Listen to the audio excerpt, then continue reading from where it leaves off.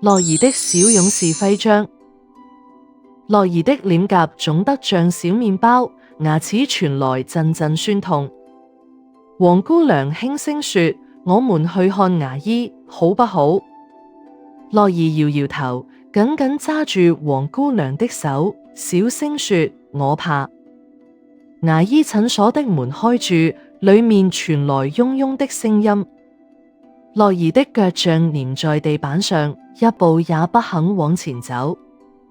黃姑娘蹲下來，拿出一張小貼紙，笑住說：這是勇氣徽章，戴上它，你就是打敗蛀牙的小勇士。樂兒摸了摸貼紙，抬頭看了看黃姑娘，她深吸一口氣，小聲問：真的可以嗎？黃姑娘點點頭，牽起她的手走進診所。樂兒躺在椅子上，緊緊閉上眼睛。牙醫溫柔地說：數到3就結束了。